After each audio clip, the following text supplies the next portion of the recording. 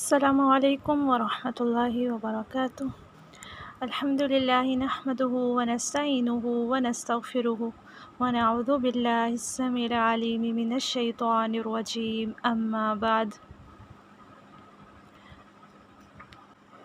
عن سے روایت ہے ابی سعید الخدری جی، حضرت ابو سعید خدری رضی اللہ عنہ قال کہا، قال فرمایا، رسول اللہ صلی اللہ علیہ وسلم نے، لقنوا تلقین کرو، موتکم اپنے قریب المرگ، لا الہ الا اللہ نہیں کوئی معبود مگر اللہ، لقنوا تلقین کرو، موتکم اپنے مردوں کو، ای یعنی عند وقت الاحتضاری موت کی حاضری۔ عن ابی سعید الخدری جی رضی اللہ عنہ قال قال رسول اللہ صلی اللہ علیہ وسلم، لقنوا موتکم لا الہ الا اللہ، لقنوا موتکم ای عند الاحتضار۔ حضرت ابو سعید خدری رضی اللہ عنہ سے روایت ہے کہ انہوں نے کہا کہ رسول اللہ صلی اللہ علیہ وسلم نے فرمایا، اپنے مرنے والوں کو لا الہ الا اللہ کی تلقین کیا کرو، یعنی جو موت کے قریب ہو، جس پر موت کی سختی آ جائے تو اندازہ ہو جاتا ہے پاس موجود لوگوں کو، تو اس وقت کہا گیا کہ جو مر رہا ہوتا ہے اسے لا الہ الا اللہ پڑھنے کی تلقین کی جائے،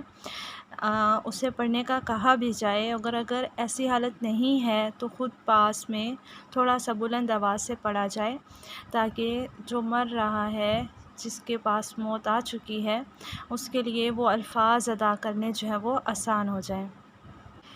اتنا خوبصورت دین ہے الحمدللہ، اور نبی صلی اللہ علیہ وسلم کی تعلیمات، آپ کی سنت، آپ نے ایک ایک موقع پر ہر عمل جو ہے وہ کر کے دکھایا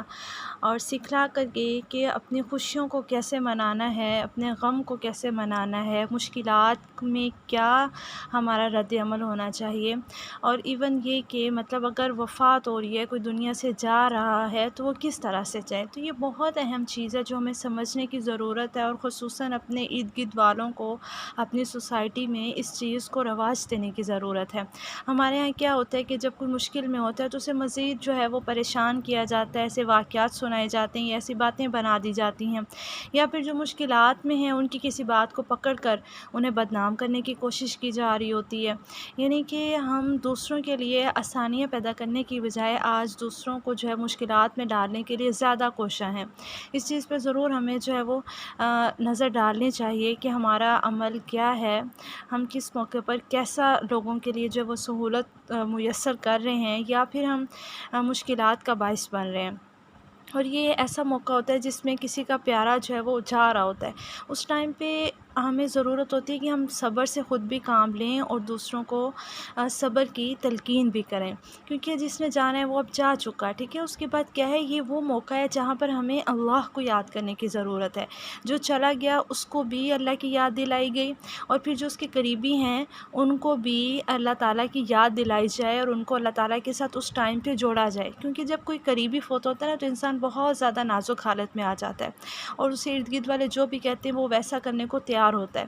تو اس ٹائم پر جب صبر کی تلقین کی جاتی ہے اور قرآن و حدیث کی آیت سامنے رکھی جاتی ہے، یہ آیت آپ سب کو آتی ہوگی، ان اللہ مع الصابرین، کہ اللہ تعالیٰ جو ہے وہ صبر کرنے والوں کے ساتھ ہیں، تو اس ٹائم پہ اسے بتایا جائے کہ آپ نے صبر سے کام لینا ہے، اللہ تعالیٰ کی امانت تھی، اللہ تعالیٰ نے واپس لے لی، اللہ تعالیٰ کا یہی فیصلہ تھا، یہ اللہ تعالیٰ کی تقدیر ہے جو اللہ تعالیٰ میں پہلے بتا چکے، اب آپ صبر سے کام لیں گی تو اس پر انشاءاللہ جانے والے کو بھی اجر ملے گا اور آپ کے لیے بھی اجر ہوگا، اور اللہ تعالیٰ آپ کو بہتر اس کا جو ہے وہ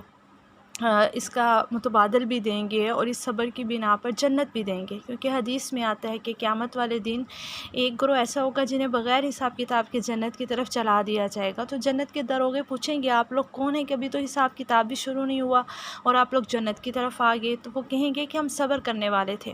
تو جنت کے دروگے پوچھیں گے کس چیز پر صبر کرنے والے تھے، تو وہ کہیں گے کہ اللہ تعالیٰ کی طرف سے جو مشکلات آتی ہیں ہم اس پر صبر کرتے، اور اللہ تعالیٰ کے احکامات کو عمل پیرا لانے میں جو ہمیں مشکلات آتی ہیں ہم اس پر صبر کرتے، تو وہ کہیں گے کہ جاؤ تمہارا یہی بدلہ ہے۔ سبحان اللہ۔ تو کتنا اچھا اللہ تعالیٰ نے اجر رکھا ہوا ہے، اور حالانکہ اللہ تعالیٰ نے ہمیں بتا بھی دیا پہلے کہ یہ دنیا جو ہے فانی ہے، ہر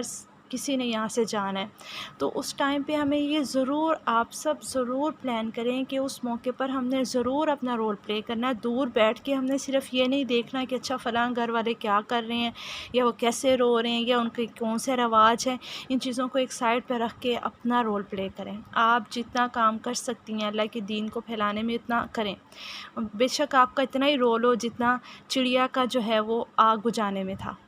تو اللہ تعالیٰ نے اس کی نیکی کو قبول کیا اور آج تک اس کا ذکر موجود ہے، ٹھیک ہے۔ تو اس لیے جتنا آپ کر سکتے ہیں آپ نے ضرور رول پلے کرنا ہے، کیونکہ آج بہت سی جگہ پر دیکھا ہے ایسے لوگ بلا وجہ، انہیں رونا بھی نہیں آ رہا ہوتا، لیکن وہ رسماً جا کر گلے لگ کے اگلے بندے کو رلا رہے ہوتے ہیں۔